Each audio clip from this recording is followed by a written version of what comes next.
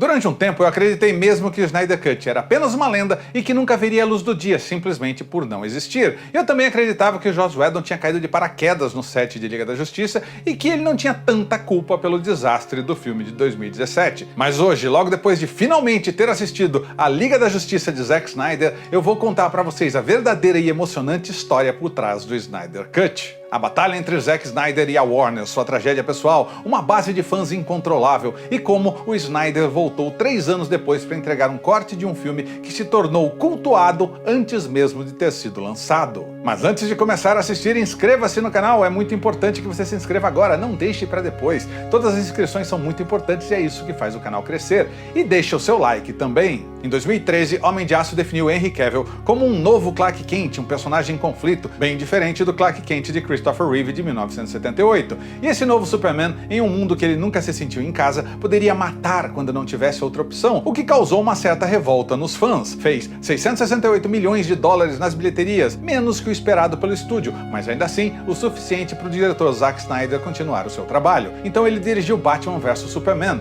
o filme que trazia de volta o Batman para a tela grande depois da trilogia Cavaleiro das Trevas de Christopher Nolan. Cá entre nós, uma tremenda responsabilidade. E essa seria a semente para que Liga da Justiça, o maior grupo de super-heróis dos quadrinhos de todos os tempos, finalmente chegasse aos cinemas. E Zack Snyder se estabeleceria como a mente criativa por trás do universo cinematográfico da DC. Foi ele quem escolheu Gal Gadot para ser a Mulher Maravilha e produziu o filme solo da heroína. Jason Momoa surgiu no teste de elenco para o papel de Bruce Wayne e foi o Snyder quem decidiu apostar nele como Aquaman. E todo o universo da DC passou a ser moldado de acordo com a sua visão. O filme do Esquadrão Suicida, Aves de Rapina e até mesmo Shazam, o filme mais infantil desse universo, tem a assinatura visual de Zack Snyder. Mas já no começo da produção de Liga da Justiça, as críticas ruins de Batman vs Superman criaram dúvidas na cabeça dos executivos da Warner e eles começaram a duvidar do trabalho do diretor. E assim surgiu uma enorme crise entre um grupo de executivos da Warner que perdeu a confiança na mente criativa por trás do seu universo cinematográfico e o diretor que, abalado por uma tragédia pessoal, perdeu a vontade de lutar e abandonou o maior e mais pessoal dos seus projetos. Entra em cena Joss Whedon, diretor de outro universo, o universo cinematográfico da Marvel, que saiu da Marvel depois de 2 filmes dos Vingadores e que em certo ponto aceitaria o convite para assumir a direção e o controle criativo de Liga da Justiça. Ao assumir, Whedon não seguiu do ponto onde Snyder parou, ele pegou um caminho diferente e alterou profundamente o projeto, com refilmagens feitas às pressas, sempre de acordo com as exigências do estúdio. Em 16 de novembro de 2017, esse novo Liga da Justiça chegava aos cinemas. O filme, com alguns dos personagens mais importantes da cultura pop, seria destruído por críticos, diminuído por fãs perplexos e se tornaria talvez a maior decepção da história do cinema de super-heróis. Ainda assim, os executivos da Warner receberiam uma enorme bolada de dinheiro naquele ano apenas pelo fato do filme ter chegado nos cinemas. Liga da Justiça arrecadou 657 milhões de dólares nas bilheterias mundiais, o que parece um bom dinheiro comparado com o orçamento de quase 300 milhões de dólares que teve, mas temos que incluir nisso 25 milhões a mais gastos por Whedon em refilmagens, mais o custo entre 100 e 150 milhões gastos em divulgação. Matematicamente, foi um flop magnífico que fica ainda maior quando a gente pensa que 6 meses depois, Vingadores Guerra Infinita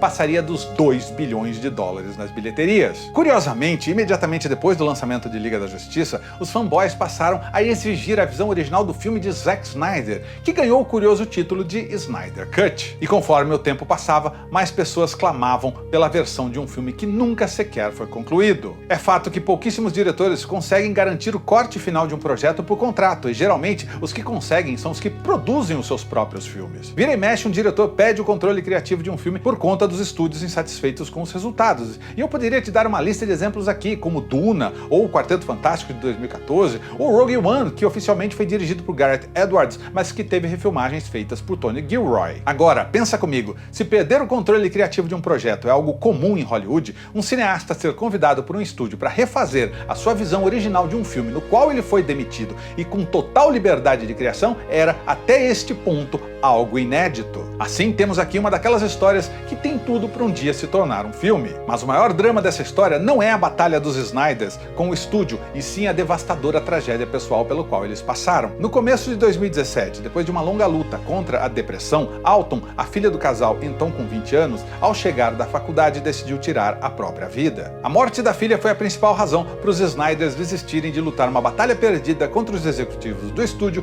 e assim eles perceberam perceberam que era importante voltar para casa e darem atenção para os outros filhos. Zack Snyder era casado com Denise Weber quando adotaram Alton com 1 ano de idade. Ela era um pouco mais velha que Eli, o primeiro filho do casal, que teve mais 2 filhos antes de se separarem. E Snyder teve ainda mais 2 filhos antes de se casar com Deborah, com quem adotou mais 2 filhos. E ele sempre disse que ser um pai adotivo era uma das principais razões pelas quais ele sempre esteve tão imerso na história do Superman, um alienígena incrivelmente poderoso que se tornou um humano melhor graças ao amor e aos cuidados de Jonathan e Martha Kent. Snyder disse que Alton era a única filha que mergulhava com ele nesse universo de deuses, monstros e alienígenas, mas que a sua depressão era brutal. E o fato da Warner ter desistido de Snyder parecia minúsculo depois da morte dela. Os Snyder tentaram continuar depois de 2 meses do acontecimento, até como uma maneira de focarem em outras coisas e continuarem a viver, mas esse espaço de tempo só serviu para implodir ainda mais a relação deles com o estúdio. A história oficial foi que os Snyders estavam saindo do projeto voluntariamente por conta da tragédia familiar e que Zack Snyder havia escolhido Joss Whedon a dedo para completar o seu filme,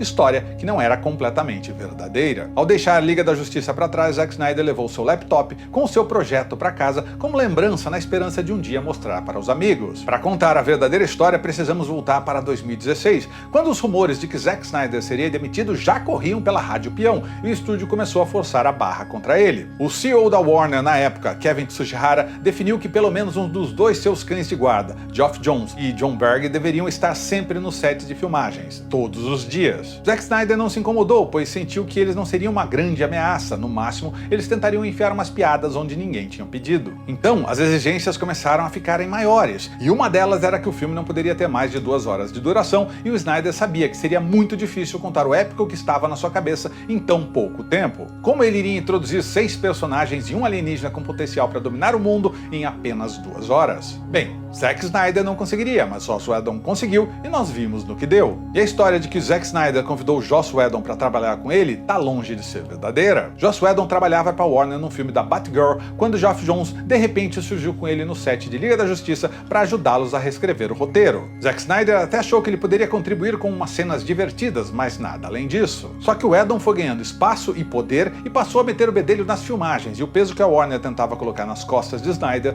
parecia finalmente surtir efeito. Mas foi apenas depois da morte de Alton, angustiado em busca de alívio, que Zack Snyder e sua mulher finalmente desistiram. Whedon então assumiu, reescreveu e refilmou mais da metade de Liga da Justiça e seu comportamento revoltou o elenco. Ray Fisher, o Cyborg, disse publicamente que o Whedon era abusivo no set e que os executivos da Warner permitiam que ele fosse. Gal Gadot, a Mulher Maravilha, disse que teve experiências ruins com o novo diretor e relatou isso aos superiores, e nada aconteceu. Em um momento do mundo em que história de produtores e diretores abusivos surgem por todo o canto, uma coisa que todo mundo concorda é que Zack Snyder é um cara muito legal, que valoriza a equipe e o elenco dos seus filmes. O ex-presidente da DC disse que o elenco gostava muito de Zack Snyder e que teria sido difícil para qualquer diretor assumir naquele clima. Então, cenas engraçadas foram espalhadas pelo filme. Bobagens como a família russa para relacionar com o público foram criadas e um Superman com o rosto deformado aparecia na primeira cena dessa nova versão. E a história já mostrou todas essas modificações foram completamente inúteis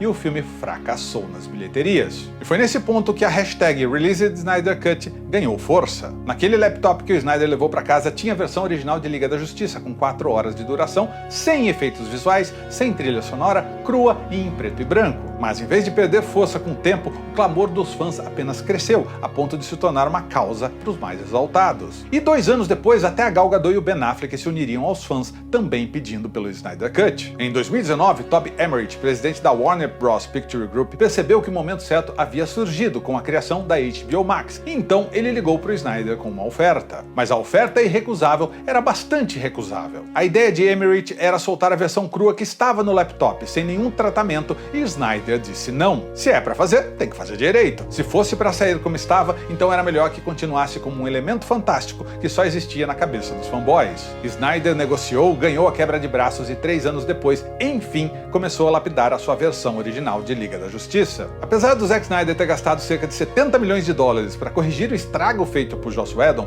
ele não recebeu nada pelo Snyder Cut, até porque ele já tinha recebido como diretor da versão anterior. Ele até poderia ter negociado algum dinheiro a mais, mas ele optou pelo controle criativo.